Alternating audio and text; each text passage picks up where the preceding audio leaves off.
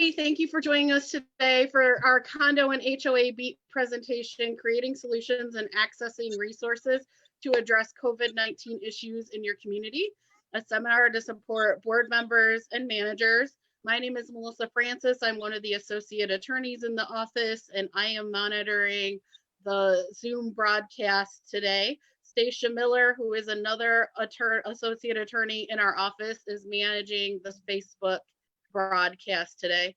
So for Facebook, if you're watching on Facebook, if you have a question, just type your question or any comments into the comments bar, and Stacia will ask that question for you and we'll get you an answer.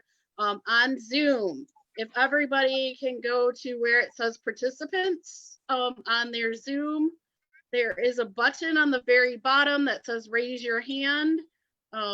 For ease of getting questions in and for having speakers participate, I would ask that you either raise your hand if you need to ask a question, or if you put your question in the chat box, that would be most helpful.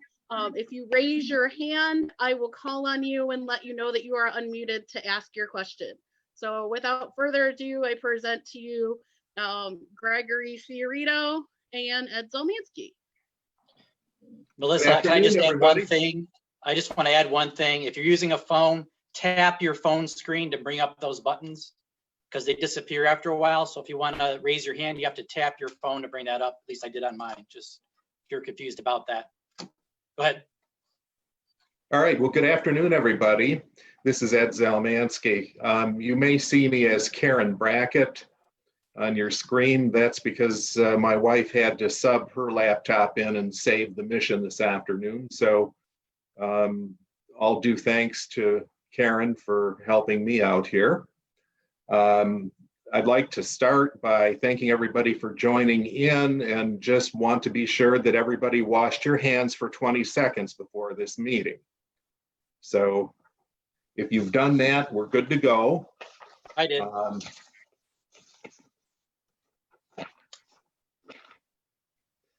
This is part of our Condo B.E.A.T program, Board Education and Training.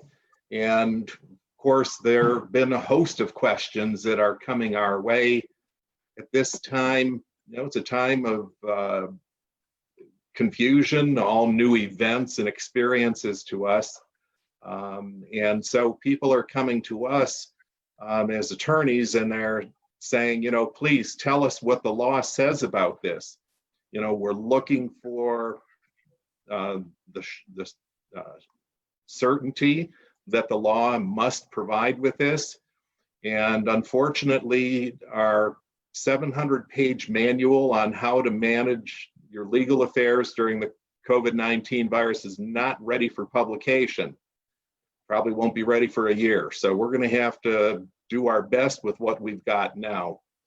In fact, when we look for that certainty in the law, again, this is so new that I think the best thing to do is recognize the absence of certainty on these things, that we're not going to be able to give hard and fast answers to every question that may come up. Certainly the Michigan is said to be sort of leading the pack in terms of the government acting with certainty. Governor Whitmer has her executive orders in place that have been amended and now extend through May 15th. Anybody's guess what's going to happen after that? My personal guess is really after May 1st, we're probably going to see some movement, but if the number of infections and deaths should spike upward again, then that's going to push that date out. So for the time being, we're doing the best that we can, and you need to do the same, relying on good old-fashioned Yankee horse sense and ingenuity to solve these problems. And then in the appropriate circumstances, relying upon people with the expertise to get advice and counseling as you might. We will be putting on follow-up sessions to this session in May as new questions arise, and so you can join that then. Um,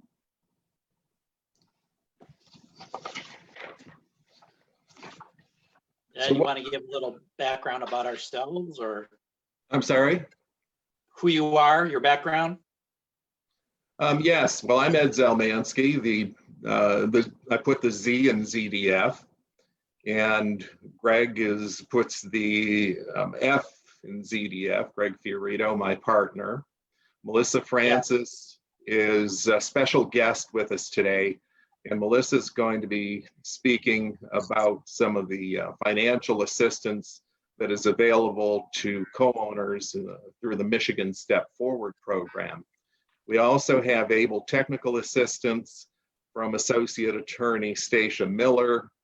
And I'd really be remiss if I didn't mention that today is Administrative Professionals Day. And so I want to give a shout out to all the support staff at ZDF. We have Jean and Vicki on the east side. We have Joy and Darcy and Kelly and Mary in our Plymouth office, as well as our executive director, Marsha Williams. So thank you to all those people today. Certainly, they're so important in helping us to continue to help you during these tough times. The question that we're starting with is, okay, the governor said everybody's shut in through May 15th. The latest extension of the governor's executive order runs through May 15th. We'll have to wait and see what happens in the beginning of May with any further pronouncements from the governor. I suspect we'll probably kind of stay the course through the rest of this month. But the governor is telling everybody stay home.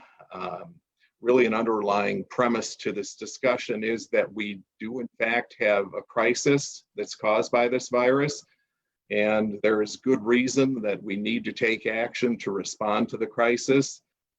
We are acting under emergency orders, both from the president and from the governor. So it's the real deal. We need to do something. And what is it that we need to do? Well, we can continue with essential services, and we should not continue with non-essential services. The governor's executive order identified the personnel necessary to sustain or protect life as being those who offer essential services, namely healthcare workers, law enforcement, food, agriculture, energy, water, transportation, logistics, communications, financial services. Also, personnel necessary to conduct minimum basic operations, people who are maintaining inventory and equipment, caring for animals, ensuring security, processing transactions, including payroll, or facilitate the ability of others to work remotely. And that's certainly what our firm is doing now, operating with a skeleton crew in the office. The attorneys are all working from home, and we're doing what we need to do to continue to support you. Who's not an essential service provider? Well, salons, hair, nails, tattoos, massage, public accommodations, restaurants, bars, theaters, libraries, museums, gyms, fitness centers, recreation centers, casinos, hookah lounges, cigar bars, vaping lounges. So where do you fit into this equation? We'll talk briefly about the property management end. Certainly, property managers are not specifically mentioned, or community managers are not specifically mentioned as being people who provide essential services, but I have no doubt that what you do falls under the heading of providing those essential services. You're making sure that the essentials such as water and power are going on in your communities. You're responding to emergencies of all sorts. Some of them may in fact be medical emergencies as you facilitate transit in and out of the communities. You have important jobs in communicating to everybody on behalf of the community to the community members. And I'd say at this point in time, it's understanding that the community managers are all pretty much working remotely from home at this point, and hopefully are able to do their jobs effectively in that way. Management company staff, maybe they're working in person, answering emergency calls at the office, processing payments, and collecting monies on behalf of the association. And then, okay, that's the nuts and bolts of the management end. And Hey, Ed, yes, I just want to jump in real quick. sure. Just on this whole technical issue of, we're talking about who is essential, where do we go to find out? I want to just start at the beginning and say there's a lot of resources online where you can find this information. The executive order itself is on the Michigan coronavirus website. There's lots of information there, as well as the CDC website. And actually Jennifer Granholm, Gretchen's latest order actually refers to, in defining what is a critical infrastructure worker, refers to another document that came from the federal government, the U.S. Cybersecurity and Infrastructure Security Agency guidance they issued on March 19, 2020. So the state is incorporating the federal guidelines as to what is a critical infrastructure worker. So if you actually want to go look up who are these, critical infrastructure workers, they're specifically defined. If you go to that federal website, and there's a link, if you find the state order on the state website, it'll take you to the federal one. And there you can actually see the list of item by item of the specific types of workers and contractors that do qualify, to find out if somebody is what they call a critical infrastructure worker that is allowed to continue work during this time. So I want to point out those resources are available online. And I think that's the first place you should go. In addition to talking to us, whether or not somebody is covered by that order, there is further guidance in those resources. Yeah, and I think, in terms of those resources too, Greg, the Center for Disease Control, CDC, of course, is a great source of knowledge about the virus itself and how to cope with that, how you should respond if you think you have the virus, and just a whole wealth of information is available from the CDC. Right. Vendors who might be essential to your operations that should continue working, obviously plumbers, electricians, garbage collectors. And then we get to the rub, landscapers and painters and pavers, people like that have been identified as non-essential. And this is a topic, the continued discussion on the state level. The governor has made it clear that the governor's office views that landscapers are not essential.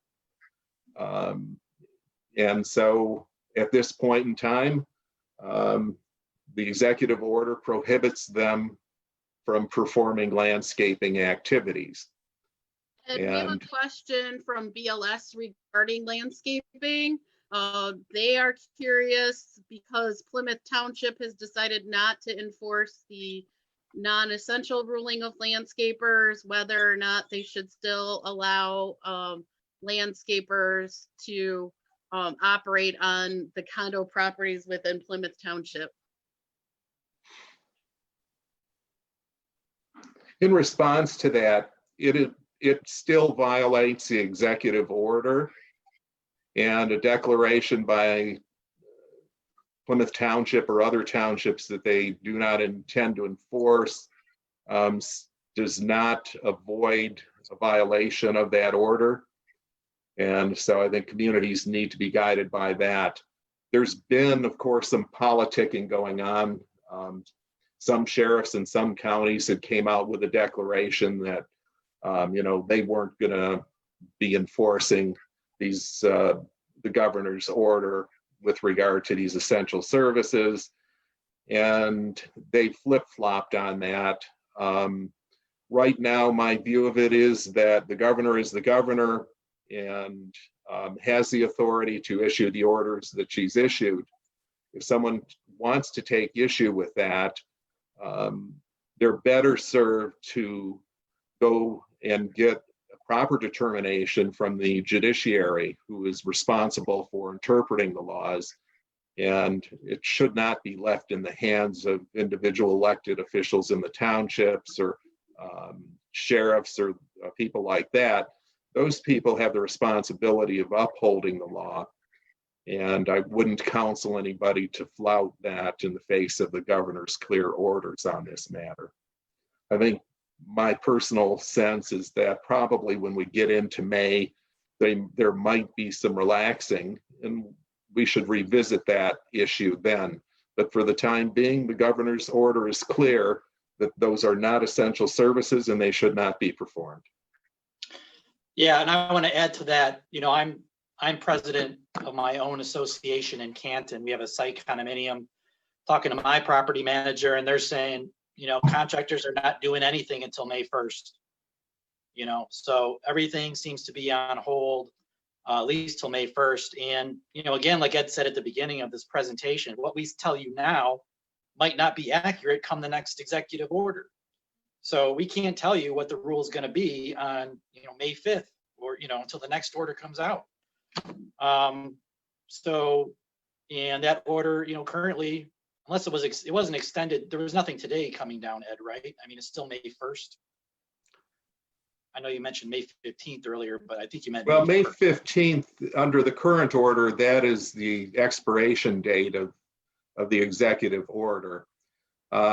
It's just, there's been a lot of discussion, and I'm going on my gut feeling that expectations in the state are set so that, you know, watch for things about May 1st. There's continued pressure on the governor now to relax the restrictions, and that pressure will I think be maintained. And May 1st looks like a pretty good time for the governor to say, you know, here's where we are. We might relax things a little, we may not. And again, where the numbers go will be something that's going to be a huge factor in whether they can be relaxed or not. I saw an article today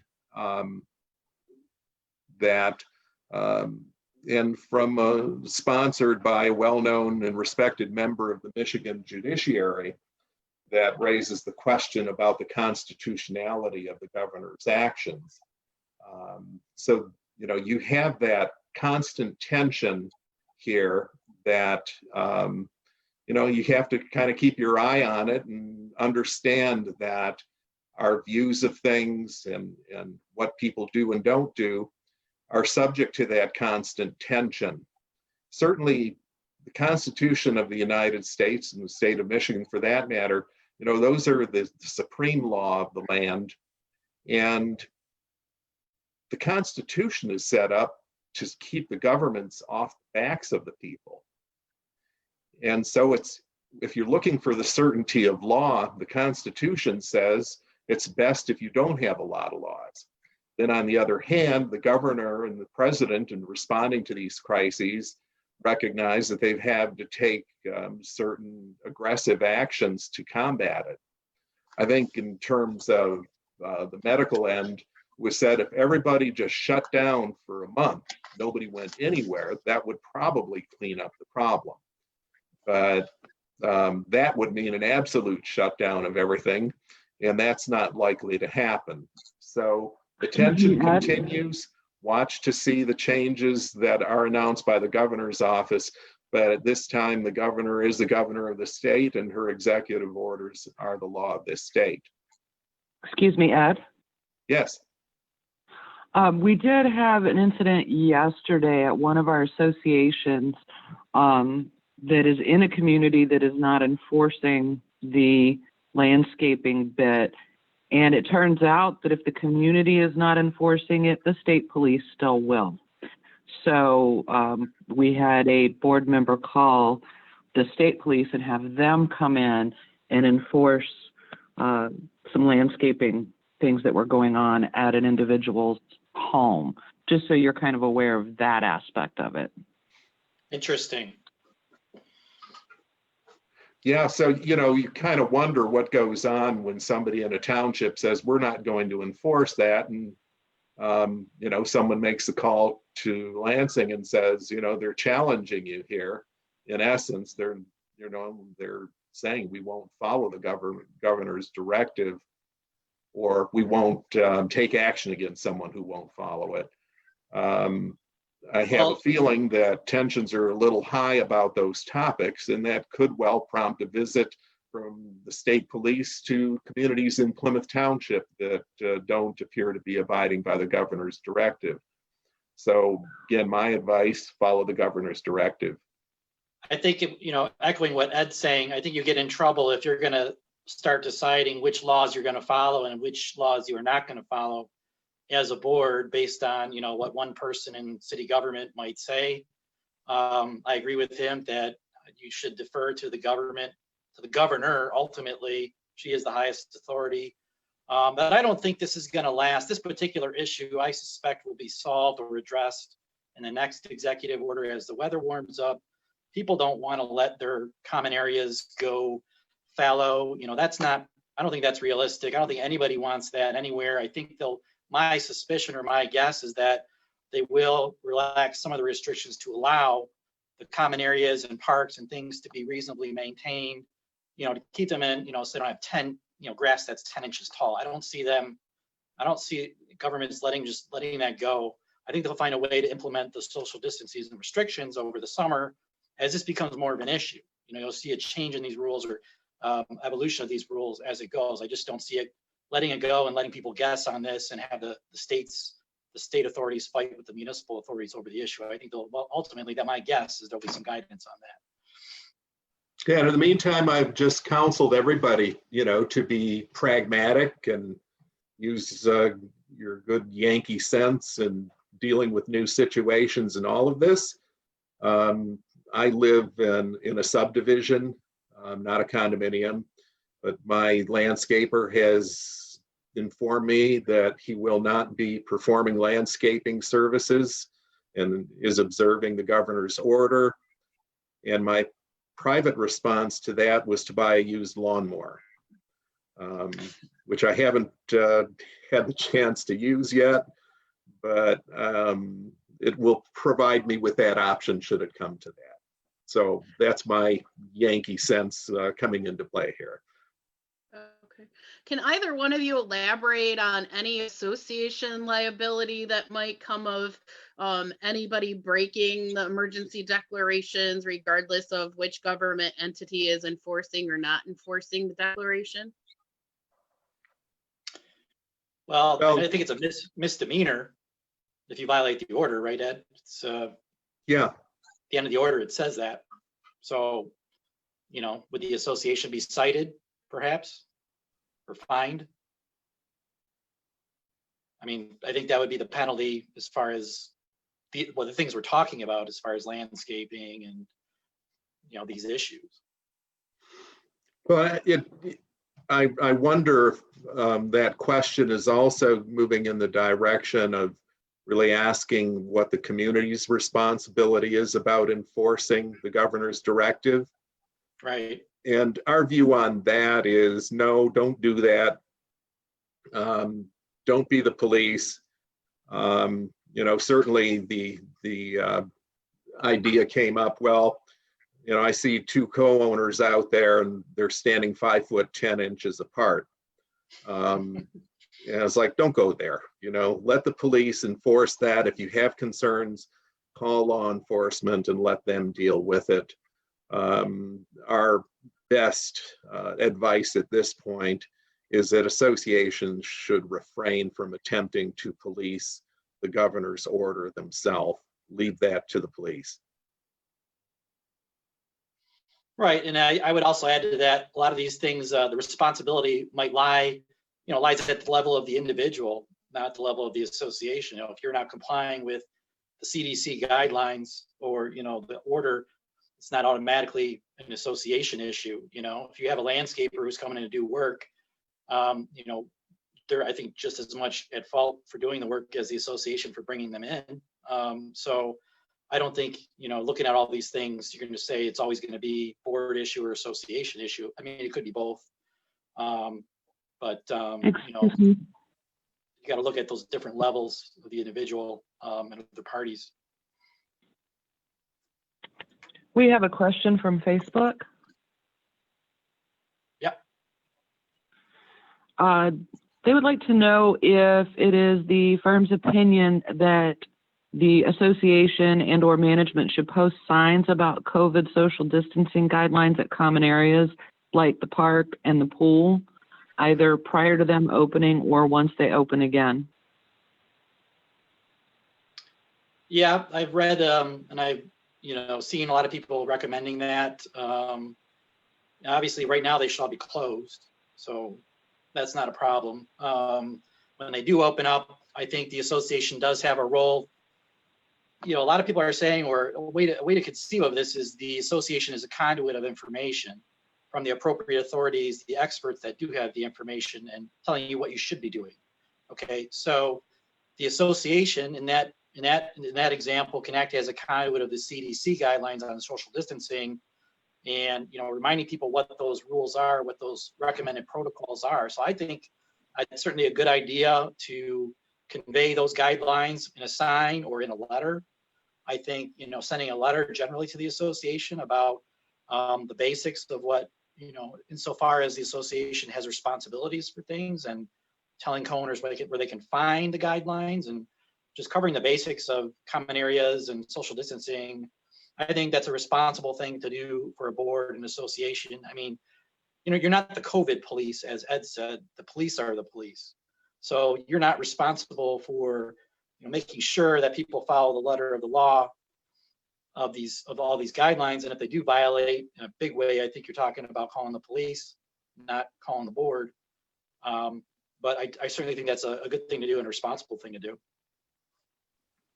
I guess, the issue came up that Greg and I were talking about earlier today. And, with regard to the association acting as the conduit to communicate to the community members, the question has come up several times. What if the association is aware of there being a case of actual infection in the community? What are the responsibilities that the community might have there for communicating that to its members? And, it's, again, that concept of balancing of interest comes to the forefront very quickly in these questions. Should the association say, hey, Ed Zelmansky has the virus, watch out? No, I think you should be responsible. And if you are aware that there are actual cases in the community, then your responsibility to communicate that is there. Let the community know. Yes, we do have cases here. One early example that came up was the people living in an association that had like 8 units to a building and shared common doorways and that sort of thing. Should they tell people that there was a case of an actual infection? And say, certainly the people in that building are entitled to know that they're sharing facilities with somebody who was infected. On the other hand, there's the balance of, well, what about that individual? Well, don't name them and don't say, oh, by the way, it's the guy in 3B who will go unnamed. No, that sort of thing. You want to respect the privacy rights of that individual. But I think, to communicate that, yes, we have live cases here, that's an entirely appropriate communication. The question came up, how far does that duty go? I don't believe the duty goes to the point of taking everybody's temperature as they drive into the community at this point to determine whether they have the virus. Again, you don't have to go out and take surveys in the community or that sort of thing, or administer tests. Rather, it's, how do you responsibly handle information that comes into the association's hands?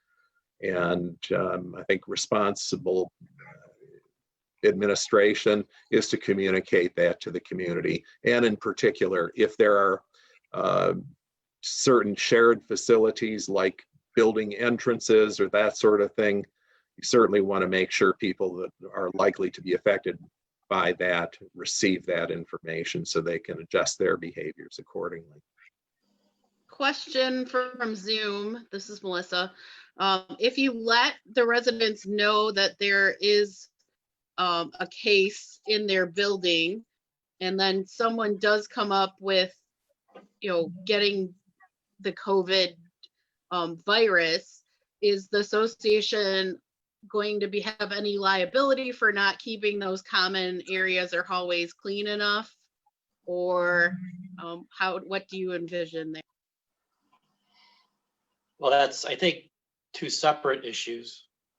The association has to keep the common areas clean regardless, just generally. Would it be wise for them to keep these common areas even cleaner now? Yes. Do extra cleaning or in accordance with the CDC guidelines. Maybe change the cleaning methods, make sure you're killing those germs. Maybe you put out hand sanitizer for people in the common areas. But I mean, that's a separate issue from, I think, Ed, if somebody has it, then what do? You always have to keep the areas clean. If somebody has it, if you have common areas, I mean, you should just keep them doubly clean as far as the association is concerned. But the liability comes from, in my view, if you knew and didn't tell, that's where the problem is. You can't bury your head in the sand, and I know privacy is a concern, and you have to balance the privacy against the safety concerns of the community, though. And again, that doesn't mean you tell the community the person's name or where they live specifically, but you say, we have a case in the community that was identified, and you give the people the information that you have as a board generally, so that they can protect themselves. Because if you don't do it, and then God forbid somebody does get sick or does die from this, you're gonna have liability concern. You're gonna have an attorney that tries to make a claim out of that. So once you know it, then that's where you got to really start taking action. Cleaning the common elements more thoroughly may be part of that. But there might be other things you may need to do depending on the nature of your community to make sure people can fully protect themselves. And you've done your duty to warn them of the possible danger to the extent that you can. Okay, and at what point would you deem it necessary to say, hey, there's been a case? Like if a neighbor says, oh, I heard from, Bob across the hallway that Susie next door has COVID and reports it to you, or, if that person that has the virus calls and reports to the property manager of the board or the board, like at what point would you consider it reliable information and relay it to the community? I think that each of those pieces of information could be the subject of communication to the community. Number one, I mean, an actual report that, yes, I have the virus. Okay, fine. Get that information out, that we have received information of, an actual occurrence, someone being infected here. I heard someone otherwise has it. Maybe what you say is we've heard information that there may be suspected cases in the community. Then you get into the larger issue of, yes, it's out there everywhere, right? Potentially. And so that information is certainly being circulated in the greater community. And at some point, where's that borderline between information circulated in the greater community and information circulating within the community itself? So I'd say that there are two things identified there. One, a definite case. Communicate there's a definite case. The second, you may have heard about this coronavirus. We have heard that there are cases within the community, although we have no independent confirmation of that at that point, or at this point.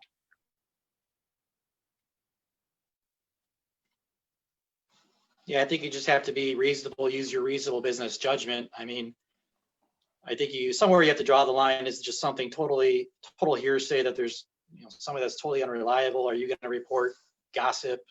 I think you have to draw reasonable lines of where you're going to start considering, a duty to kind of to report that to the community, using your common sense, really. But I think as a board, if you think there's any chance at all that report is true, I think you need to do some level of disclosure, because if you don't, then again, you could have concerns down the road and claims.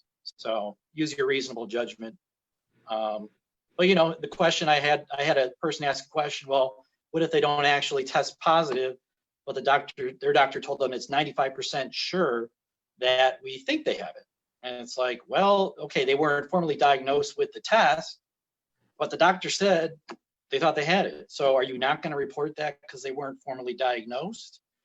No, you're gonna tell the community we had a case where you're going to tell them the person wasn't, formally tested, but the doctor was almost certain the person had it. So you're going to convey that information still. Again, use your common sense. If they have evidence that a doctor did say that, and that's reported to you, then you don't need a formal testing, the official formal kit and whatnot. So again, use common sense and weigh the privacy interests against the safety interests of your community. I saw a question came up, how often should this information be communicated? And it was like, should you do this weekly? It's going to depend on the size of the community, and what communication means you have readily at your disposal, so that if everybody's pretty much connected to the website for the community, I think you're going to be able to push the information out more frequently. Is weekly adequate? I don't know. I like to turn on the news every day. Probably shouldn't watch it too much because they say that's not good for you. But, right now, I think more communication is better. There's no hard and fast rule that says it must be weekly or it must be daily. You as the community's governing board or the community's manager really would have to take a look at the community and figure, what's going to be reasonable here? How often should we get this information out? Maybe you would have a policy that says if you come into additional information suggesting confirmation of new cases in the community, you'll report that right away. And again, if you have a website that you can be sending this information out, then you have the ability to update that with more regularity. If you have a monthly newsletter, well, maybe that doesn't really fit the bill right now. Are you going to send out mailings with this information in it? You'll have to make a determination what works best for you, your community, and how much money you want to spend on those continuing communications. Ed, we have a couple of questions from Facebook. Yes. One of them is, if we are a subdivision, is it necessary to disclose when there are no common shared areas? I'd say that, there are no common shared areas in a subdivision. My subdivision, I don't know what we have, maybe a semi-annual newsletter, which wouldn't be very useful here. I wouldn't expect my subdivision to communicate that information. I would expect that sort of thing to be sent out generally. So Yeah, with no shared facilities, I think the need for frequent communication of that sort of thing probably is less pronounced. Let me just add this to that. Yeah, I mean, and I agree, the need to disclose in that scenario is much reduced. I don't think you're going to have the same level of possible contagion, but what if people walk their dogs frequently on the sidewalks, and potentially two people walking their dogs could crisscross each other, and lo and behold, somebody could possibly catch it. I mean, I wouldn't say the risk is zero in a subdivision scenario. Again, depending on what kind of facilities you have, sidewalks, the risk is probably lower. But I don't know if I'd say it's absolutely zero. I don't know if I could say, there might not be a few homeowners that might have questioned whether you should have told them if you had a concrete information of a case. What do you think about that? Now I'm asking the questions. It's a good point. There is that tension, and as much as a lot of people are being told stay home, certainly the governor's orders and the modifications of those orders continue to talk about it being a good thing that people go out and hike and engage in those exercise activities, of course, right, observing the social distancing while doing so. And so, yeah, that creates a certain tension. When I go out for a walk in my subdivision, I can't believe all the people that are out walking now. It's surprising and kind of nice to see. I suspect if someone were to tell me, do you know that half the people in your subdivision have the virus? I would probably want to know that. Yeah, I guess I would agree with the quantity. If you talk about 50% of the people, or even 20% of the people, if it's just the one, right? Is that worth disclosing? I mean, what's the risk if you do disclose? You just say somebody in our subdivision has it. What's the downside? So, I guess in that scenario, I don't see, why you wouldn't or possibly consider it. I'm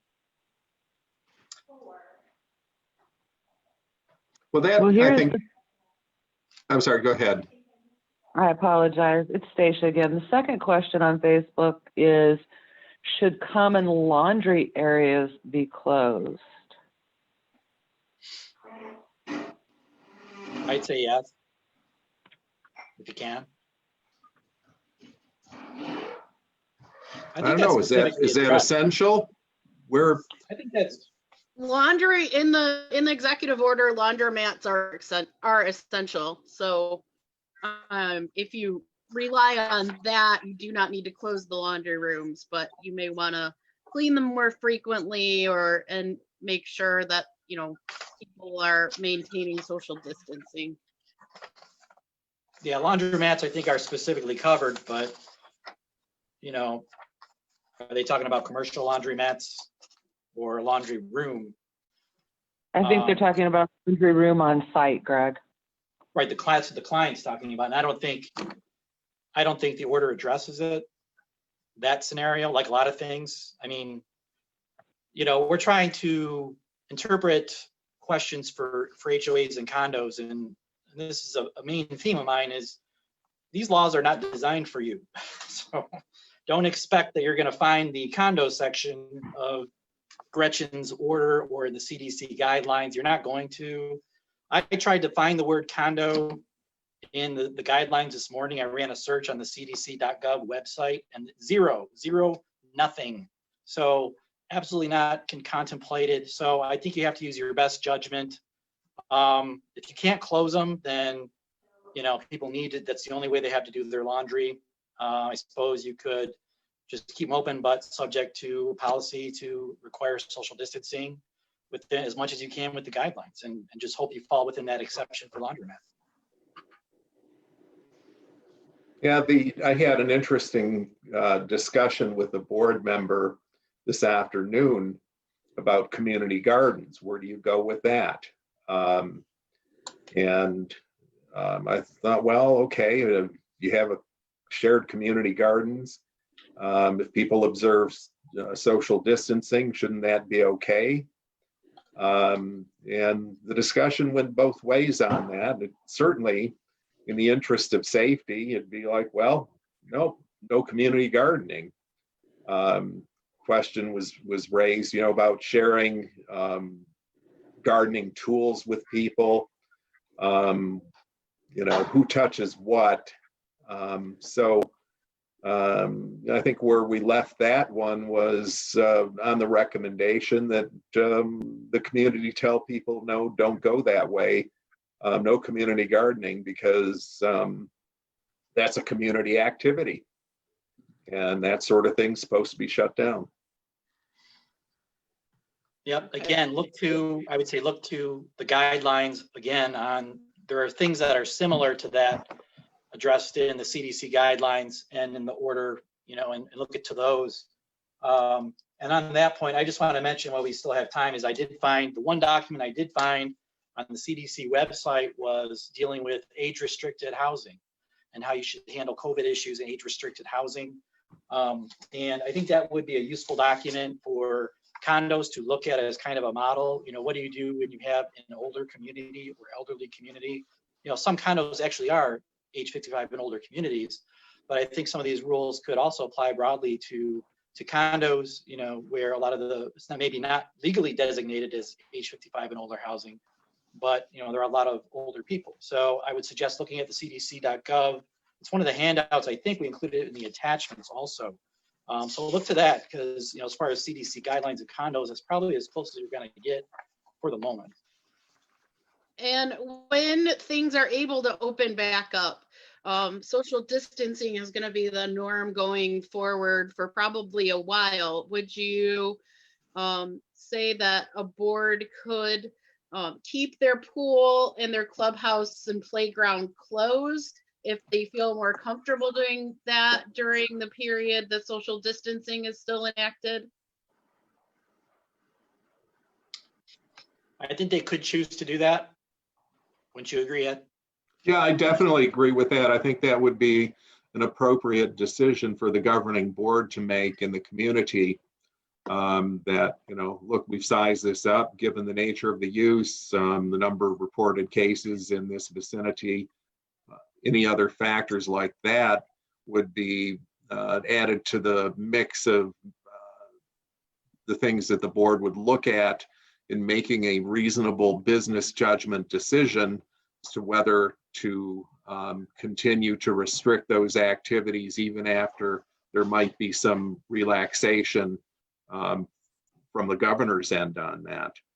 I've heard it suggested that the handshake, as we know it, is going to be a thing of the past.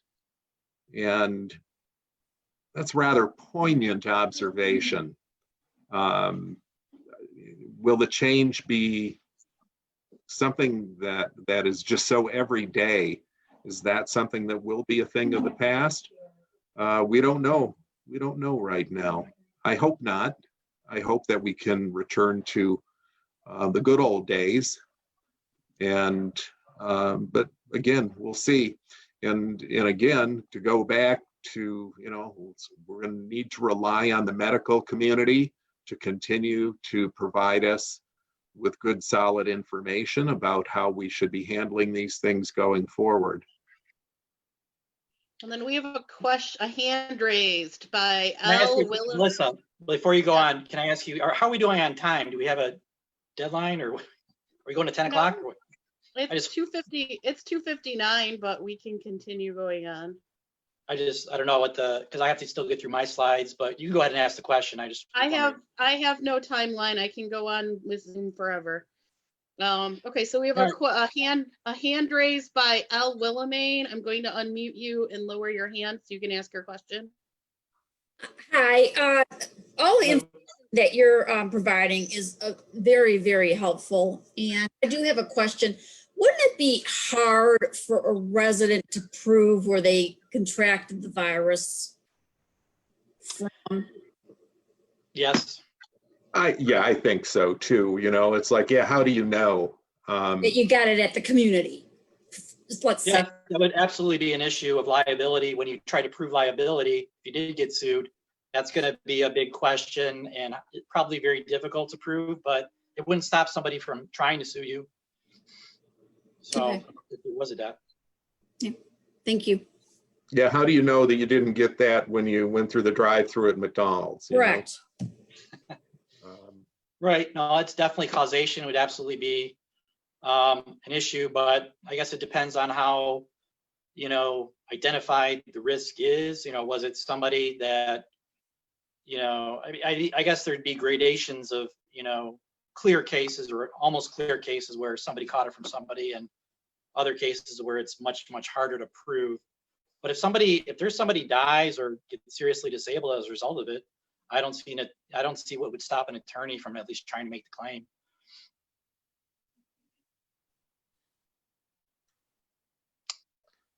Right? Yeah, I saw an interesting comment that came across the screen. Yeah, it's going to be Suggested fact-based. if you have 10 pool users all come down with it, then that's going to kind of point an arrow at the pool. Something else I want to mention, two things on claims. Number one, I mean, if you did get sued for this as, you know, wrongful death or whatever, somebody dies or is injured, you know, you're going to report that to your insurance company, you know, as a liability claim. But doing some research into the insurance end on COVID issues, it's very curious to know that most policies have an exclusion for viruses or damage caused to property by viruses. And this came about after the 2002-2003 SARS epidemic. Insurers got smart, or shifty, as you might say, and went to get an exclusion approved by the relevant state, you know, authorities for their policies to say if damage was caused by a pandemic, it's excluded. So, you know, now we have this happening, and they're looking like geniuses, and probably going to be a lot of litigation about whether you know, damage caused by COVID to property or mitigation efforts, whether that's covered by an association's policy. Okay, we have a question from Jan Broman. I'm gonna unmute her and lower her hand so she can ask the question. Hi, Melissa. Can you hear me? I can hear you. Thank you. Hi, this is Jan from, I live in the Garden Villas. I have a question. I know you said you had more slides to get to, but we have our annual meeting coming up in June.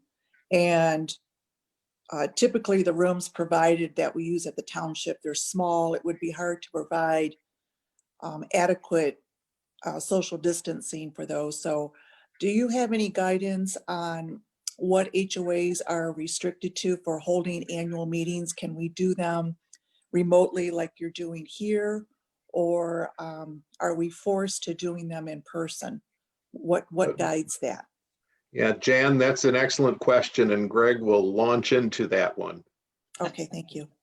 We just talked about that this morning, so it's fresh on both of our minds, and a lot of people have been asking, you know, can we do our annual meetings by what they call means of remote communication?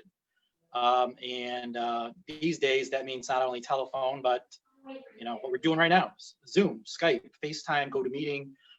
The answer, the basic legal answer is yes. Associations are allowed to conduct their meetings by means of remote communication unless the documents prohibit it. So, you know, you are automatically allowed to do it. You know, but how do you do it, I guess, is more of the question. You know, if you have a small association of only like 10, 15 people, you can do what we're doing right now. But I was talking to Ed about this morning. He's like, look, if you got 100 people or 150 people, how can you really manage it through Zoom? Is that really the best way to do an annual meeting by means of remote communication? And maybe it might be just too unwieldy. And you might need to look at some of the service providers. There are professional companies that you can find on the internet that do meetings professionally, you know, electronically for associations. It just hasn't been a common thing in Michigan. Maybe in other states that have bigger associations like Florida, California, there's probably a lot more of that. We have not seen it in Michigan until now. So we might very well see people try to do their annual meetings remotely. Yes, you can do it. Now, the other answer to that is, should you do it, or what's the most pragmatic thing to do? And we were saying, thinking to ourselves this morning, Ed and I, is, why don't you just postpone it?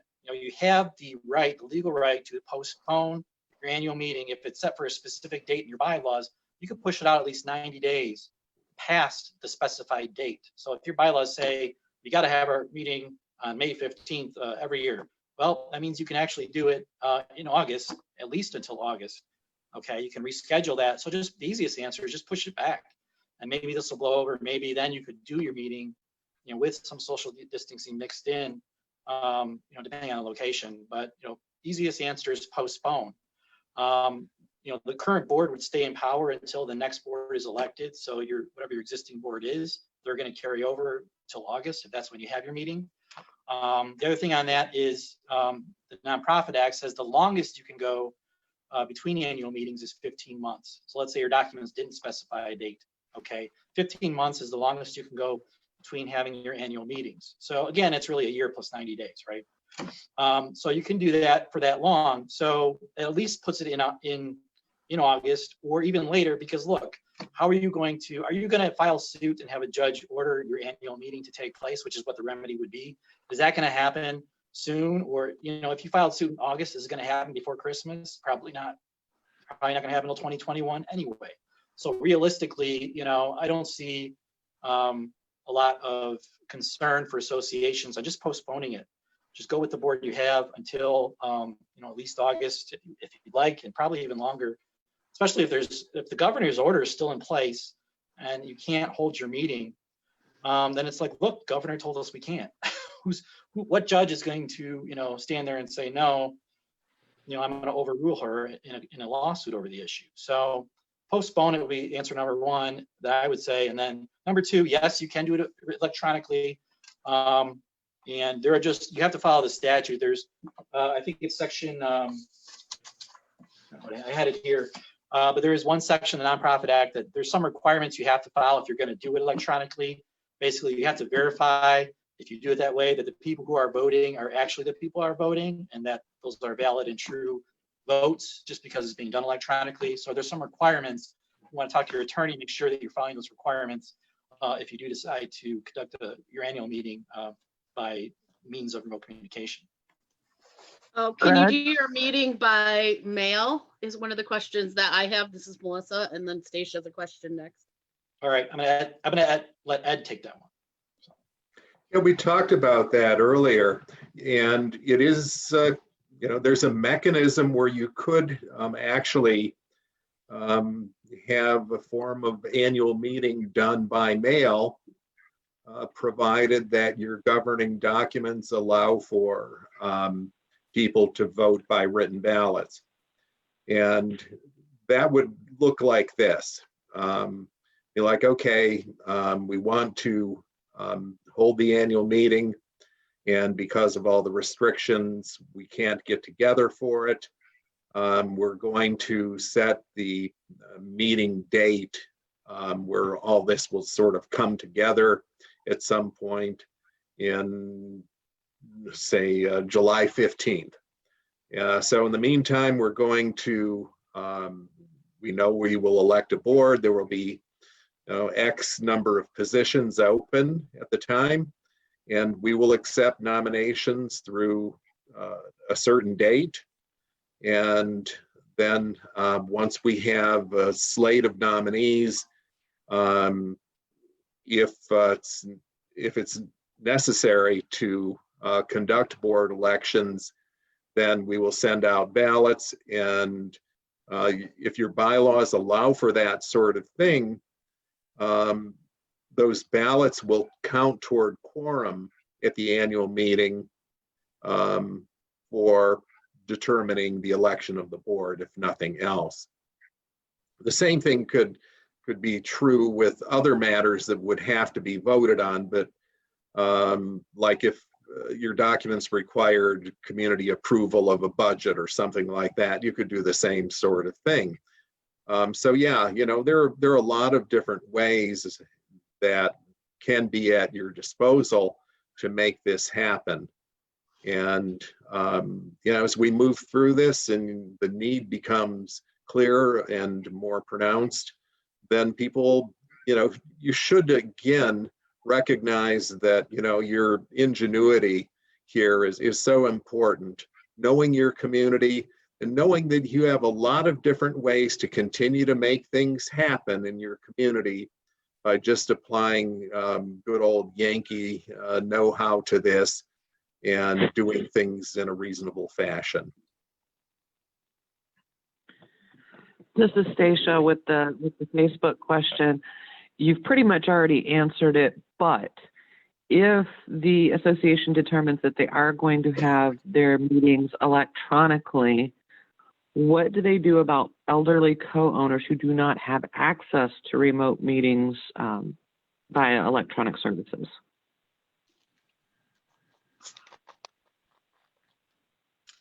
I would think that you'd really have to take a look at it and see how many people are in that group and work from there.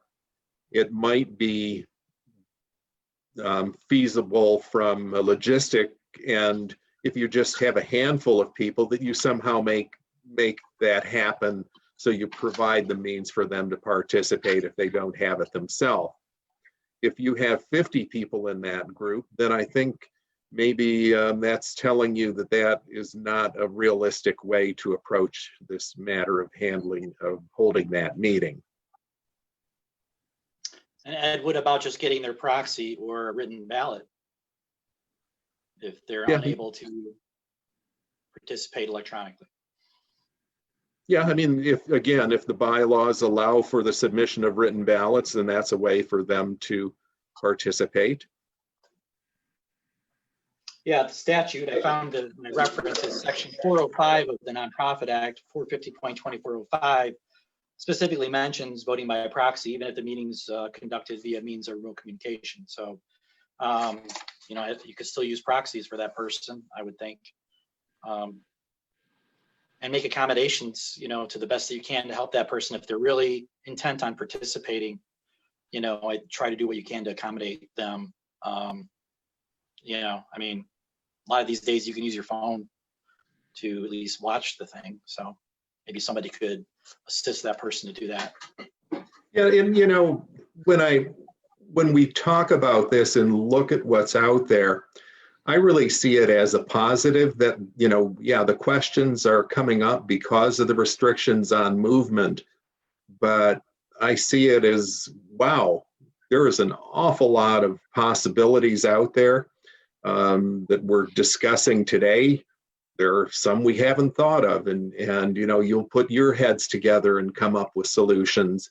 We'll continue to share these ideas. When we get through this, we're going to have a pretty good idea of just how we can continue to do business under these restrictions at this time or at any time that we'd have to lean on that in the future.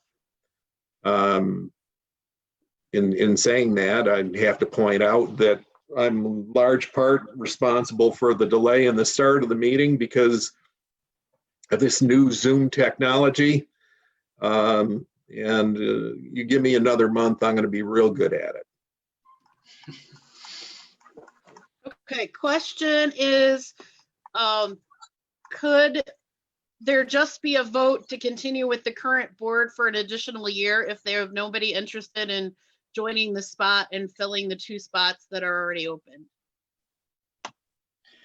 That's generally how it works. I mean, that's de facto how it works. If you don't have an election, because you don't have quorum, the existing board carries over to the next year. Whether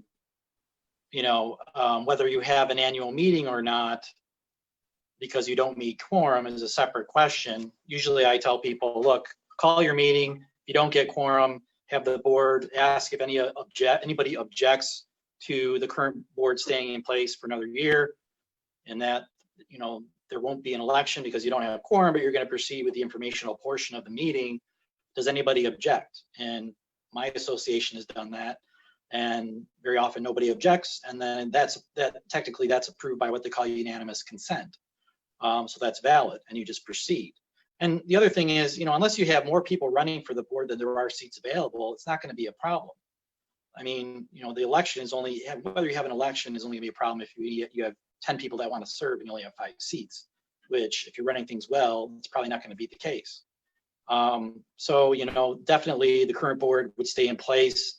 Whether you have, can you just totally not even call the annual meeting and just keep the current board going? I don't know about that. I think you still need to try to call the annual meeting when you can.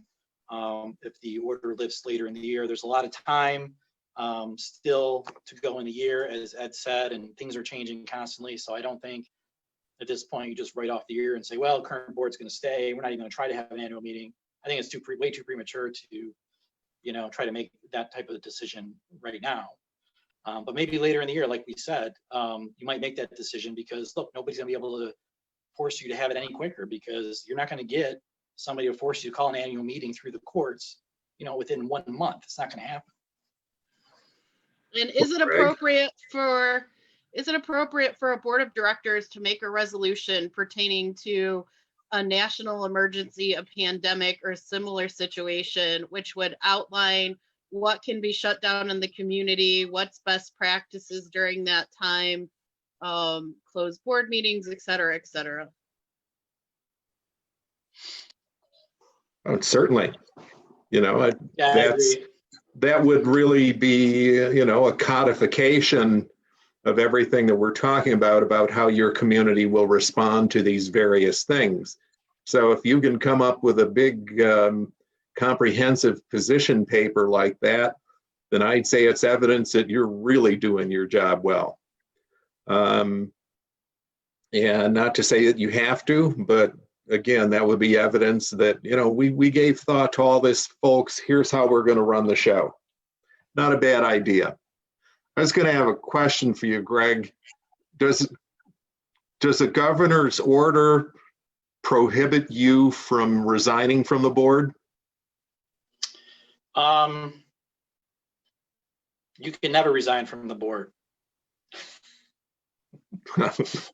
Once you get on, you're on for life. I mean, anybody who's ever been on a board pretty much knows that. No, that's a good question. I don't think so. Is there something in the executive order that addresses that? I don't think so. Yeah, I don't think so either, but I just wondered if people said, geez, does this mean I'm stuck until, we can assemble a proper meeting? No, you're always, they can't, I don't think the governor could force you to serve. That'd be an interesting test. Legally, you can resign whenever you want. I don't think it has to be at a meeting. I think you could resign under the statute. Your resignation is effective when you tender your written resignation. Although we say, that should be formalized and documented in the minutes. So I don't, if somebody wants to submit their written resignation, I don't see any problem why that would be stopped, just because of the orders. Why don't we just finish through the slides if we can? I have a few things that I wanted to cover. I think we're up to slide 12, right? Well, I actually skipped ahead so that we could get the annual meeting slides. So if you want me to back up to. Why don't you do the step forward stuff, Melissa? Can you talk about that now so we get it in there? Yep. I can.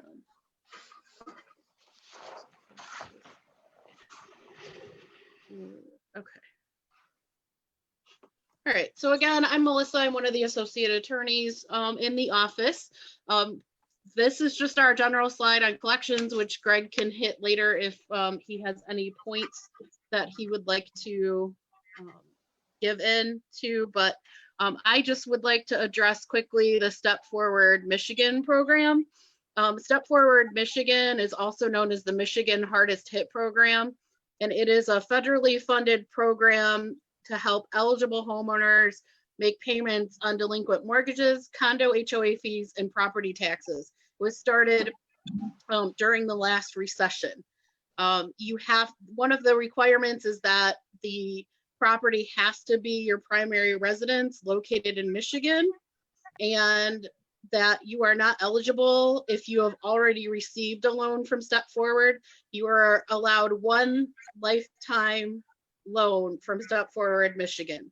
So, yes, in that terms, they need to play their cards right as to when they want to apply for a Step Forward Michigan loan.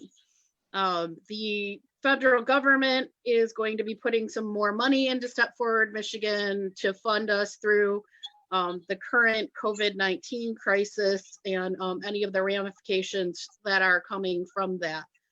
In order to receive funds from Step Forward Michigan, a condo or an HOA has to be a participating partner.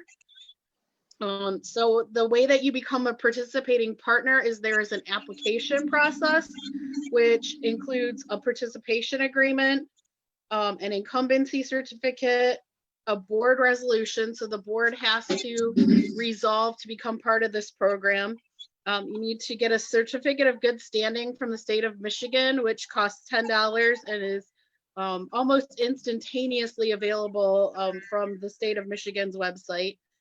Also included in the package, you need to have your articles of incorporation, your master deed, and your bylaws. Now, the one thing that the Step Forward Michigan program does require is that the board fill out and agree to accept their money via ACH payments. So you would have to be willing to give your bank account information to the state of Michigan in order to accept those payments. So the way that the process would work is that as a participant, your co-owner or homeowner would fill out their application for Step Forward Michigan. Step Forward Michigan would then contact you, or the co-owner would contact you and say that you applied, and they would ask for a payoff letter. There is no minimum delinquency, but there's a maximum delinquency of $30,000. But they can apply for a loan up to that $30,000, and they can fund mortgage payments, condo payments, and property tax payments. So you don't have to apply to only fund one thing. You can fund multiple debts with a loan. If you're a partner, it's going already before your co-owner or homeowner applies for their loan. It's going to make the process a lot quicker and a lot smoother, especially since I have a feeling like with the last recession, there will be a lot of partner applications coming in that the state will have to process.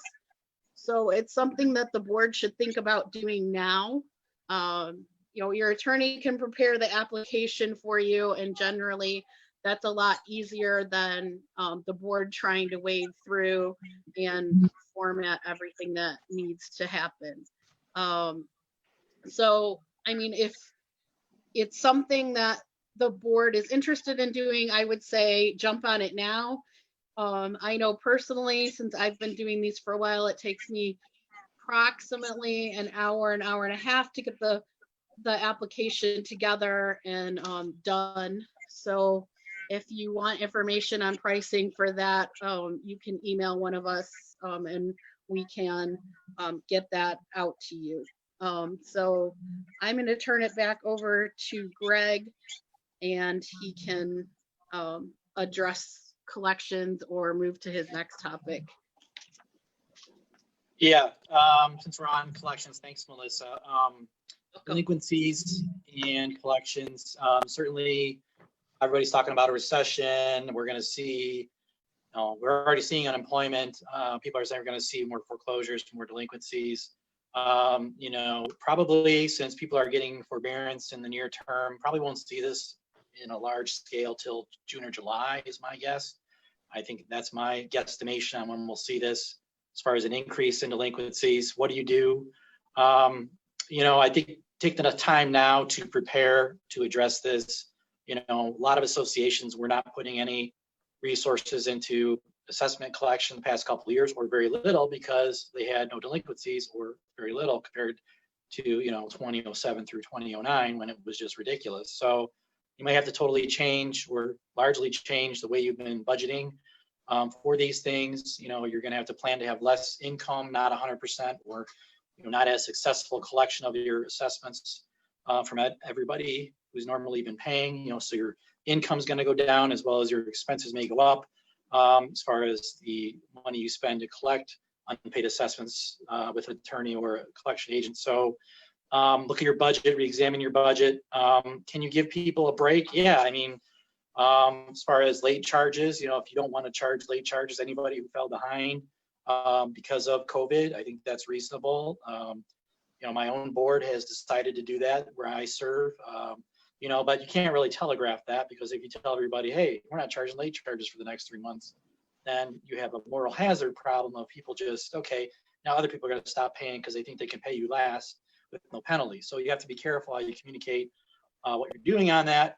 As far as communications with people, I think it's a good idea is just to tell the people to reach out to the board, tell them to send letters, contact the manager, contact the board if they think they're going to fall behind because of COVID, put it in writing, have them submit a payment plan, have them contact you so you can work it out with them.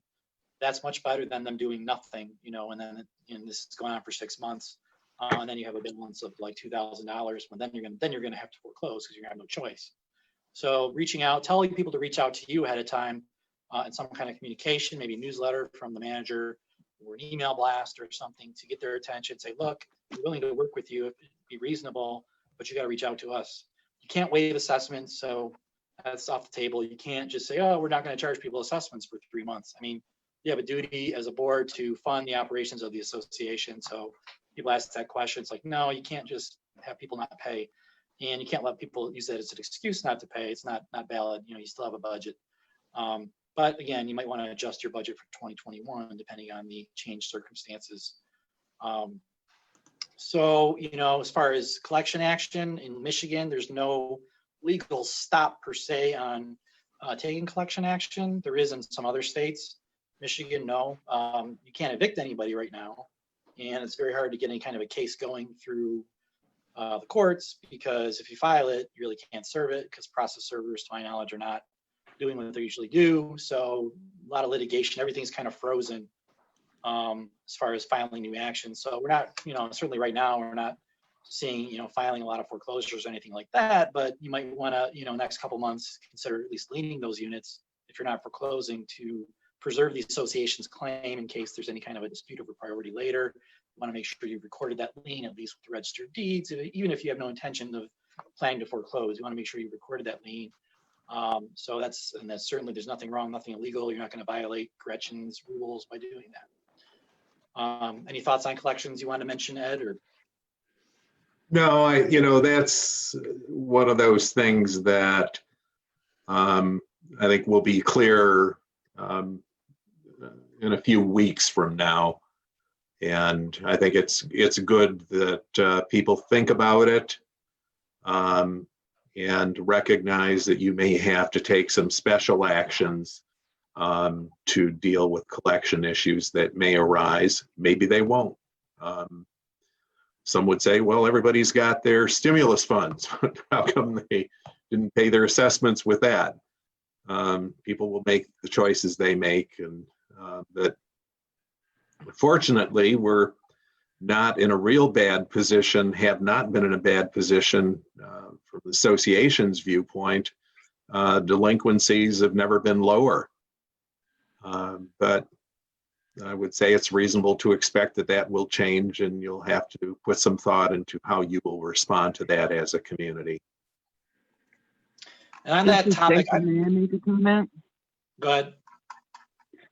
One thing that I have noticed, there are some folks that we've been doing collections on out of the Mount Clemens office that are chronically late payers that are already 5, 6, 7 months behind, that are now saying, oh, but the coronavirus. So I think that boards and managers need to take that into consideration when creating these policies, that some of these folks are going to use the coronavirus as an excuse when they've been chronically behind or are already at this point 6, 7 months behind and heading towards foreclosure. That's got to be taken into consideration as well. I agree. I think you need to make a distinction, which is what my board did, and said, look, if you had a pre-existing delinquency, prior to, this beginning, then you're not going to get the same breaks because you already were delinquent. So that's where we decided to draw the line to prevent other people from just exploiting that. Maybe, they had other issues and it wasn't at all related to the pandemic. So I agree with that. And does an association have the ability to create its own financial grace programs? Can it waive actual fees, or can it only waive late charges? Well, as I mentioned, you can waive late charges. The question is how you do it and how you communicate that. You don't want to telegraph it, but you can decide that internally in your own board policy at your board meeting. Say, look, this is how we're going to handle collections for the next 3 months. We all agree with this? Yes. Okay, so now we have a policy, whether it's in writing or not, that's how the board is going to address late charges. But again, you can't waive assessments or dock assessments just because, somebody's having a hard time or it's related possibly. You can't do that. You have a budget where you've broken your budget down and you've allocated assessments according to that budget. So if you just start, totally deviating from that budget, you're going to have problems. So I don't think that's realistic, and you can't do that. You've approved the budget. You have a duty to collect the assessments.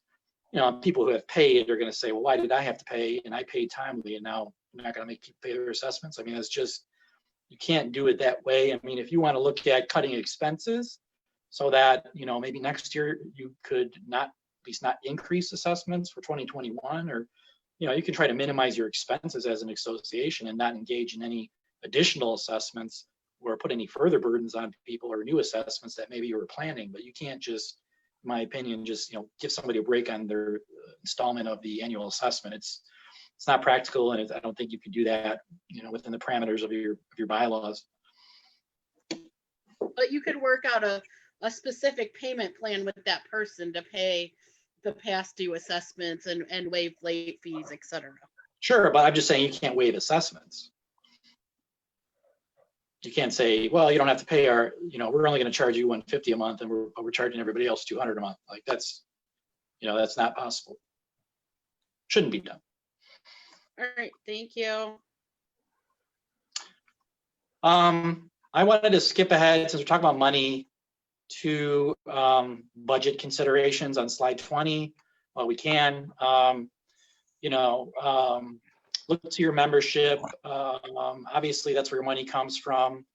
Ed and I talked about, do we need to amend the law? Do we need an order from Gretchen to allow you to use reserve funds for operational expenditures? And Ed is part of the Community Association Institute Legal Action Committee, I think it's called, the LAC.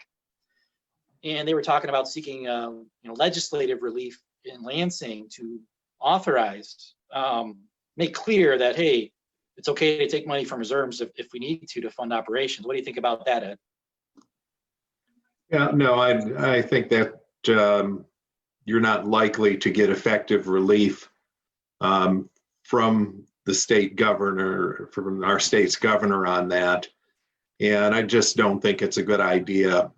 And this is one of those things where there's the tension there between the power of the government and your prerogatives as a community.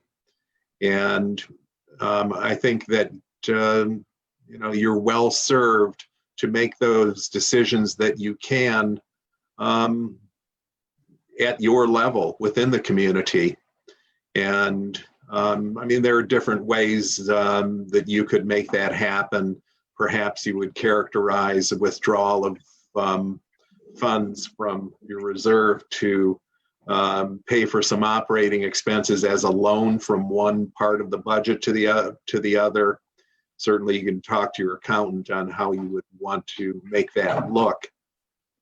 But I should think that, say, well, okay, we've got $500,000 in reserve. We have a shortage of assessments that are being collected, so we can't pay the water bill. So, geez, what do? We'll let the water get turned off, and we have $500,000 in reserve. Again, I'll go back to good old Yankee ingenuity.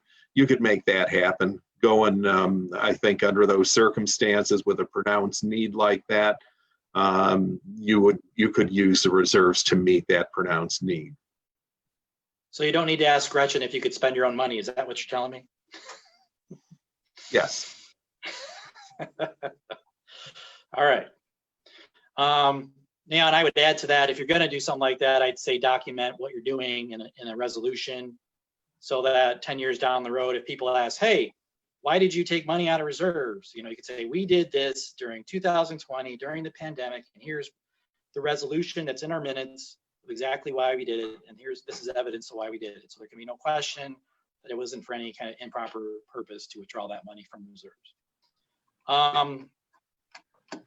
Federal stuff. I wanted to talk, Kim M is asking a question about federal loans, and I absolutely want to talk about that for a minute. Looking at this today, number one, yes, if you want a loan as an association, almost always, but not 100% of the time, but almost always you're going to need a membership vote. Okay, and usually it's 60%, sometimes it's 75%, sometimes it's 2/3. But usually if you're an association near the board, you cannot borrow money without the approval of the co-owners, and you need a vote for that.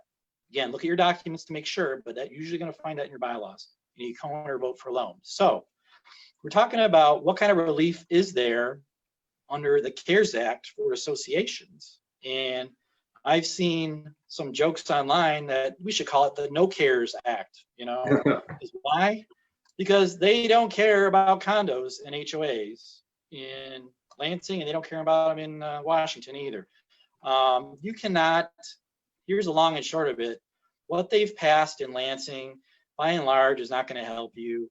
The PPP, or the Payroll Protection Program, by and large, it only applies if you had employees. Okay, most associations don't have any employees. And moreover, in the fine print, it says you can only apply for this if you qualify under tax law as a 501c3 charitable organization. Okay, and there's all kinds of rules about what you have to meet that standard. Okay, most associations are never going to qualify as a 501c3. Okay, that's totally not what you guys, most of you guys out there are. Totally doesn't apply to you, so you're never going to qualify as a 501c3. You are a nonprofit organization, but that's a different question. You're a nonprofit as a matter of state law, not as a matter of federal tax law. Two different things. Okay, so you're not going to qualify for a payroll protection program because you're not going to qualify as a 501c3. And even if you did, you could only get money that would be forgivable if you had money towards, you know, those employees, what payroll you had. So even if you could get it, would it even be worth it? Well, probably not, because most associations don't have employees. So pretty much forget about the PPP in its current form. You know, maybe it'll get changed, maybe it'll get fixed if people listen to, you know, complaints in legislature by CAI and other organizations, but right now forget about that. What you can do, or at least look at, is the other component of CARES, which is the EIDL loans, economic injury disaster loans. Now this is something that possibly associations could qualify for because the requirements are different. The only requirement there is you just have to be a nonprofit corporation. It does not require you to be a 501c3 nonprofit corporation. Okay, so it's broader. It's my understanding that associations have been applying for these loans, which I think you can get up for $2 million. And the benefit of this type of loan is under CARES Act, you can actually get up to $10,000 within 3 days of applying, get it right away to help you. And that amount could be forgiven. $10,000 could be completely forgiven as long as you use it on the right expenses. Okay, that's not saying the whole loan could be forgiven that you ultimately get, just $10,000. The benefit of these loans is you get a lower interest rate. You get 2.75% with 30-year terms. As I said, up to $2 million is the max loan amount. But again, you're going to need to go to the co-owners and ask for this for approval. So it's not something the board could just do, in my opinion. You're going to need a vote. So don't just think you're going to go up tomorrow with the board and apply for this loan. You're probably going to need to have a meeting in some form and to do this. So, and that's, you know, again, the same for any loans. People don't understand, most boards don't realize this. There are loans out there. There's always been loans in recent years available to community associations. Mutual of Omaha does loans for associations. The collateral is simply your right to oppose assessments on the co-owners. So associations can always get loans. I mean, it's something that is certainly done. instead of doing additional assessment. And you can try to do this, you may qualify. I've read online that some associations have obtained such funds, but you're gonna have to follow the steps that apply to your association to get it. Any thoughts on any of that stuff, Ed? No, yeah, certainly the topic of associations borrowing is appropriate at this time because it's like, yeah, there's a big shortfall in the national economy because of this. And that's going to be one of the responses is you may, as a community, need to borrow money to make ends meet. And it's good to know that you have that option. But again, as Greg and I discussed, it's like typically you're going to need a vote of the community members in favor of obtaining such a loan. So keep that in mind. And if you think you're going to need to do it, you probably should be talking about that now so that you'll have all the wheels turning. So you'll be able to have your needs met with those loan proceeds before you get too far down the road. And again, I throw in a little addition to that. You can do additional assessments. If you think about most bylaws, they say one of the reasons to do an additional assessment is in case of emergency. And now we actually have an emergency that you could use to justify if you needed more money to run the association. I think you now have an additional tool that you could use without a membership vote. So additional assessment might actually be a more viable option than trying to get a loan. Now that might be more onerous because loans usually have lower payments because you can spread those out. And so, additional assessments have that downside. But again, something else to look at. Look at your documents as far as emergency powers of the board to do to fund the association. And again, with that, you have to know your community and its behaviors and capabilities. One community that I work with, they'll say, well, okay, we're having additional assessment. We need $10,000 from each co-owner this year. Okay, and they put the word out and the checks come in. And so if you have that, if you're in that community, that's a beautiful thing. But I say that knowing that everybody will recognize that that's an exceptional community that has the ability to levy a large additional assessment like that and get it collected right away. So again, adjust your budgetary needs to the realities in your community.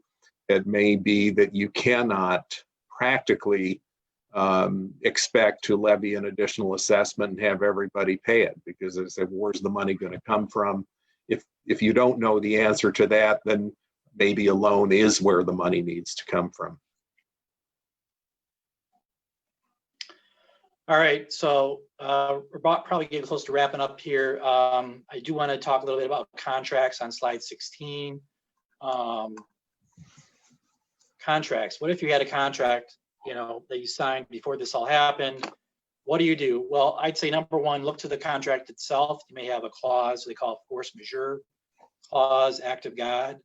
It may actually address what happens if somebody can't perform what they're supposed to do because of an act of God, something out of everybody's control. The contract itself may address what happens, for delays or non-performance. So I'd say look at the contract itself. Number two, if you don't have anything in the contract, then people cannot perform the contract contrary to Gretchen's orders. So, if you ever went to court over the issue and they say, look, I couldn't complete this roofing project because Gretchen won't let me, they're going to win. It would be against public policy for the court to enforce the contract against them. And that under these circumstances, they would have defenses to non-performance of impracticality, legal impossibility of, impossibility of performance. So what this means is parties to the contract association, the vendor, are going to have to sit down and say, okay, now we have changed circumstances. We need to be reasonable and amend our contract to address this. We're going to have to reschedule payments. We're going to have to reschedule start and end dates. Everything's kind of out the window. We do have an existing contract, but we're going to have to be reasonable to negotiate amendments to that contract in light of, the legalities of that, which are, legalities have changed. There's a pandemic. There are now defenses to non-performance that each party would have that otherwise, if this didn't happen, wouldn't apply. So really the legal landscape and factual landscape has changed. And so the parties need to sit down, and I would recommend you try to sit down to amend the contract to address the changes. If you could scale back the project to something that is doable, great. But that might not be possible. Get your attorney involved. If you make any changes to the contract, make sure they're in writing. I'd highly recommend you have your attorney involved if it's a contract of any significance, of any high dollar amount. Make sure you document the changes, and make sure the amendments are clear and well written as to both parties' expectations, and leave it open for future amendments. If this continues, nobody knows how long this is going to last, so you can't just say, well, we're going to postpone duty to pay for 2 months and then we're going to have to pay no matter what happens, even if they've not performed. So you have to consider the whole thing, and then that this might go on longer, and amend your contract in accordance with that.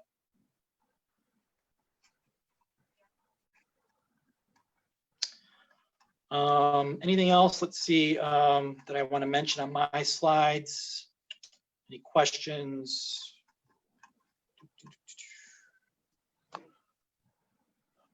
Revisions to debt collection that would hold the mortgage companies more liable for past due balances. No. The banks fought us tooth and nail on that forever, and Tracy Danner, my partner, was able to get a case on that said that they got to pay at least from the foreclosure sale date onward, but that's never going to change on their current statute. You're never going to get super lien in Michigan. We are not Massachusetts or whatever they have it, where they're lucky and they get their home lien paid. No, associations only get sale date honored. It's been that way at least since Tracy Danner's got that case from Court of Appeals, published case. Unfortunately, that's just how it is. Mortgage companies get to skate free on that pre-foreclosure sale date amount, and you have to pursue the former co-owner for that amount. So that's not really an issue of debt collection, or that's an issue of state law of the Condo Act. That's what the Condo Act says. And if we tried to ever amend that, I'm sure we'd hear about it from mortgage companies. So, anything else to add on that?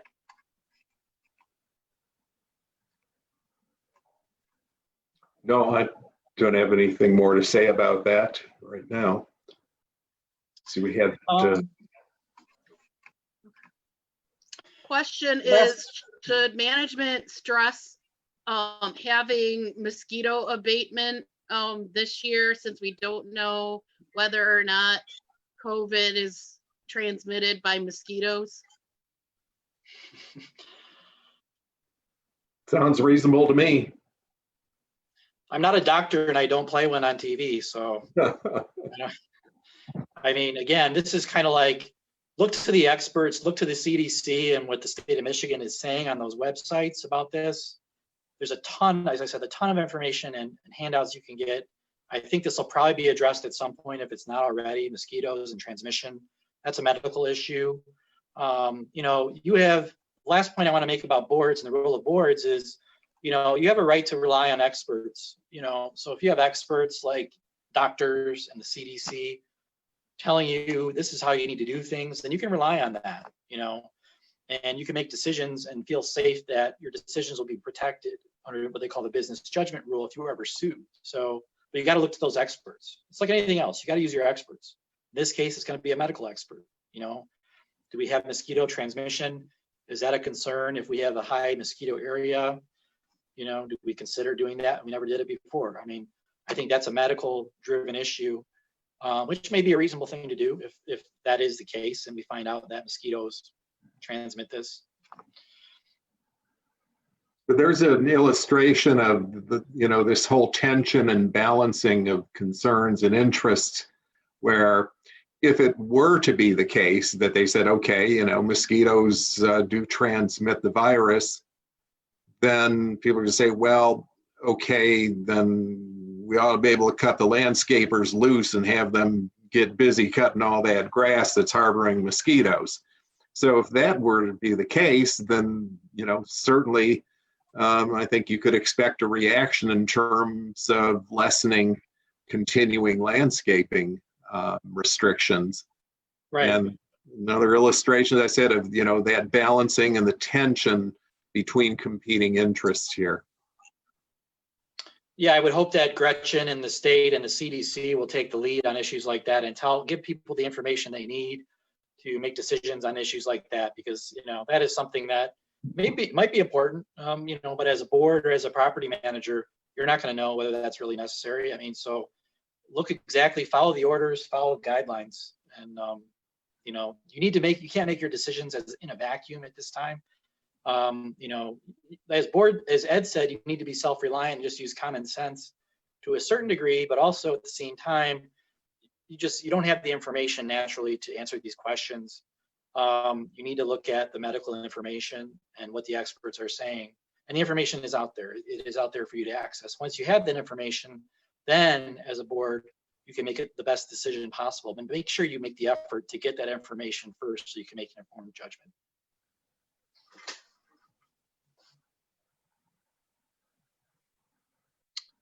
Is there a question coming through?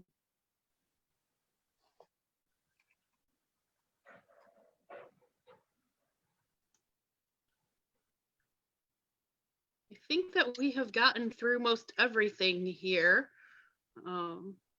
It is my understanding from Stacia that Facebook is lagging quite a bit behind at the moment. So we can wait for some questions to come from there. All right, I just want to, on disclosure in my portion of the slides, I want to reiterate HIPAA does not apply.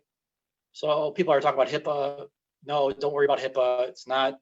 There is a privacy concern of individuals, of course, that you should respect, but HIPAA does not apply to associations.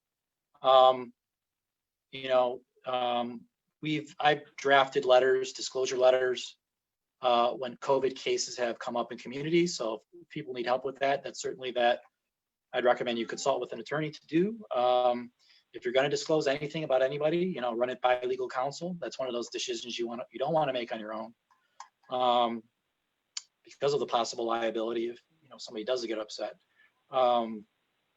And other than that, I think we've covered meetings, we've covered budgets, enforcement. I mean, you know, I think certainly right now you can't enforce your rules, especially like around landscaping and things like that, as you normally would. So again, you're kind of trumped by Gretchen and by the government. So, and you're not the COVID police on common elements. You know, it's not your job to make sure people are standing 6 feet apart. So don't feel like it is, but we should remind them of what the CDC is saying, what the guidelines are in that respect. And, you know, that's certainly appropriate. Greg, this is Stacia. We have a number of questions that have just popped up on Facebook. Okay. One of them is, what forms of notification are acceptable? Posting in a common hallway, email, mail, all of the above? Yeah, all of the above, you know, whatever reasonably takes to get the job done.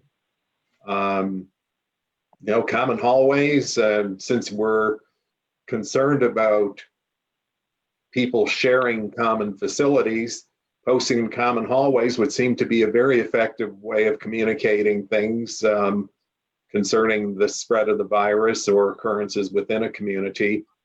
Of course, you know, email's great because of the, you know, cost effectiveness of using that means. So use that too. And first class mail, more costly, but if that's what you need to do to communicate with everybody in the community, then do that too. Use all of the above. Yeah, I think it's case by case and depends on nature of your community. Do you have people that use email? Do you have a website where you post things? I mean, it's going to be, how do you normally communicate? I don't think there's a legal requirement for most of this. It's more of like common sense again, and you know, what fits your community, what's appropriate under the circumstances.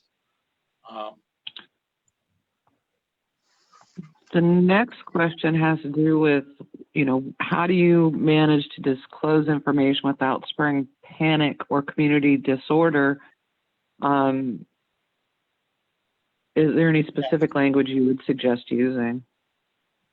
You I just say be matter of fact about it. Provide the information that was provided to you to the extent that you're not, giving out a person's name without their permission. People can govern themselves and should govern themselves, but you need to give them the opportunity to do that. So they need the information. I don't think there's a magic word. I mean, you don't want to use alarmist language and tell people the sky is falling if you don't know that to be the case. So stick to the facts. Don't exaggerate. Don't say anything else than what you absolutely need to say. And I heard people say that like people are going to panic if we tell them that we have a person in the community. It's like, some people may panic, but you don't have a choice. That concern is trumped. Pun not intended, but I mean, you can't just say, well, we think people are going to panic, so we're not going to tell everybody that we know about this. You can't think that way. You cannot think that way as a board. You are trumped by the safety concern, and some people may panic, but you have to tell people because 6 months from now somebody dies. That's going to come back on the board. They're going to say, you knew about this and you didn't tell us. And they're not going to say, well, we understood you didn't tell everybody because people are going to panic. They're not going to say that. I don't think they will. So panic is not, a relevant concern. Again, just stick to the facts. Don't exaggerate. Balance the considerations and disclose to the extent that you need to. But some people may panic. People need to govern themselves, and they're supposed to. So don't be inflammatory, but give them the information. The next question goes back to the common laundry rooms. Since we've kind of bounced off the idea that laundry is likely essential and laundry rooms are considered essential, do you think it would be sufficient to post a sign in that laundry area stating that it is a shared area and that residents should be taking precautions to protect themselves? Would that be sufficient? Yeah, I think that's a great idea, how to approach that. To the extent that you would want to fashion particulars that would be best adapted to your own community, you may have limitations on the number of people that might use a laundry room at a given time. If it's small, one at a time, practical concerns like that could be addressed in a policy that you would post there. And then whatever cleaning you would do, take a look at that. Are you going to have to step up the cleaning that might take place in a common laundry room? Okay, Yeah. one last question. I agree. I just wanted to add, again, look to the CDC guidelines because there's a lot of guidance on how to handle this type of stuff, specific, stuff on how you should address similar issues. So don't forget the CDC website. And then the final question that we had on Facebook is, what about community mailboxes? They don't belong to the association in most cases. They belong to the post office, but should the community undertake cleaning them regardless of who actually owns them and is responsible for them? I think that, if they were community mailboxes and the community maintains them, then yeah, the community should clean them. It may be the case that there are no shared mailboxes, and so then the community wouldn't need to clean and maintain individual mailboxes. But I think in those cases, practically speaking, if an individual has direct access to their single mailbox, then maybe a reminder is appropriate that when you're handling the mail, take appropriate precautions. What I'm doing now, we have a cluster mailbox that we share with other people on my street here. And so I go out there and get the mail, and I take it in the garage and leave it for 24 hours. And so that it kind of decontaminates during that time. After I collect the mail, I wash my hands for 20 seconds. And, that's the practice that we're using here. So I don't do anything in particular to clean my mailbox. That things are coming and going through there.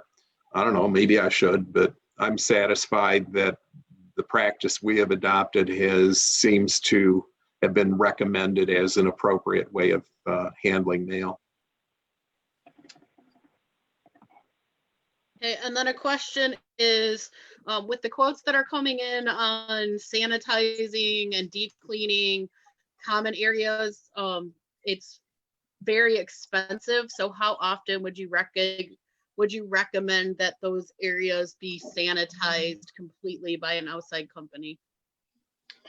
I'd like to say, I've heard the same thing, especially not just cleaning, but like other vendors that are charging a lot more. And they say, well, that's because we're following the protocols and that's what it costs. I've been told that they're charging like 10 times what they usually would charge to, like, say, do a plumbing job. And, in those situations, we've counseled the client, look, just postpone it. If it's not something that the owner needs for health and safety purposes, postpone that work if you can. My other answer on that, how often do we need to clean it? Again, follow the CDC guidelines. They have specific guidelines on that type of thing. Ed? And I think, again, you have to know the community. If you have the community that has great resources to dedicate to that, then hire someone to come through there 2 times a day. If you don't have those sorts of resources, or the community is unwilling to commit those sorts of resources, then look to what you have. And maybe, people need to be more self-reliant in terms of cleaning door handles and that sort of thing. Ultimately, as a community, you're going to, want measures that, you're going to have to pay for. And if people say we can't afford that level, then what is the level that the CDC recommends? And, will you have to take other measures to supplement what you think you cannot afford as individuals, and take more of that on yourself then?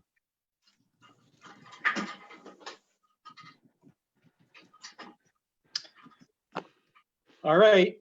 Any more questions, Melissa, Stacia? I believe that we're waiting for the Facebook lag. Okay. So if you guys want to hang out here, and anybody else that wants to hang out and wait for questions, that would be great. Additionally, if you don't see the PDF that I dropped into the Zoom chat group, or if you haven't emailed Stacia to get a copy of the PDF handout from the Facebook, if you are in the Zoom chat, you can just chat me privately your email, and I will email it out after this session. It does include a copy of the slides. And if you are in Facebook, you can either email myself, which is mfrrancis@zdfattorneys.com, or you can email Stacia at smiller@zdfattorneys.com, and we can get you the handout. Just to remind people about next month, probably we are going to have our next session May 27th on budgets, and that will be entirely by Zoom, just like this, and Facebook Live. So keep that in mind, May 27th. Yeah, it's interesting that, this Condo B.E.A.T, Condo and HOA B.E.A.T, Board Education and Training, is offered, without charge as a public service by this firm. And we initially had kind of the classroom setting where people were coming in and attending class, which is fine, and we'll continue that when we can. In the meantime, the practical change that we instituted here is the Zoom meeting to make Condo B.E.A.T happen. And again, mark your calendars for Greg's presentation in May, because you'll have another opportunity to participate in that meeting with our B.E.A.T program, again, as a public service from this firm to you. So we'll see, going forward, I expect that we're probably going to have more participation in our B.E.A.T program via Zoom and Facebook. It's a wonderful thing. It's relatively inexpensive to present that way. And so it works all around. And I'll get better as we do it. This was my first one with 50 people. So it just takes a little bit of finagling. You finagled it pretty good, so that's good. Yeah, thank you. Well, thanks everybody for coming, and we're going to do it again every month, and probably more of this. So, and probably more COVID stuff too, depending on what happens, as Ed said at the beginning. So thank you very much so much for attending. Are we going to wrap it up then? Anything else? Just one other quick question. If the association has already done written policy notice about the common areas being closed and that people shouldn't use them, if people do use them, is the association under any obligation to tell them to stop, like go out to the basketball court and tell them to stop, or are they opening up any liability if they don't? Well, if it's closed, it's closed. So, it's like a basketball court. I think the police have been breaking up basketball games in Detroit, as far as what I remember reading. So I think, if you got a bunch of people in the pool, I think, you might be able to get some court act or police action in there to get them to stop. If you tell people that the facility is closed and they're using it against rules, then I don't think you have any liability.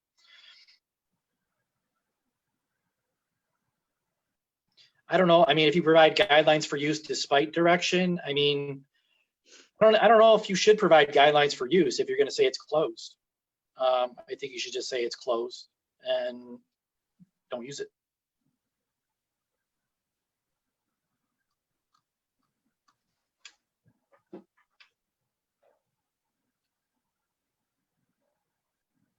Anybody? Anything else?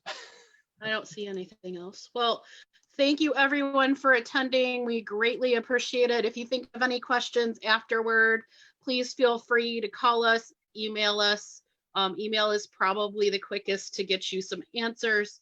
And again, thank you for attending, and I will email that handout, and Stacia will email the handout to those that have provided email addresses. Yeah, thank you, everybody. And keep in mind that the B.E.A.T program is presented monthly. So each month there will be a different topic. Obviously, this was driven by the current things going on with the virus. But we'll appreciate hearing from you. If there's something that you would like to address, have us address in a future session. That sort of feedback is valued by us, so please provide it. And thank you, everybody. Yeah, you can find our list of presentations at cdfattorneys.com in our blog section. And there's also quite a few blogs on COVID-19 topics, which we keep adding to.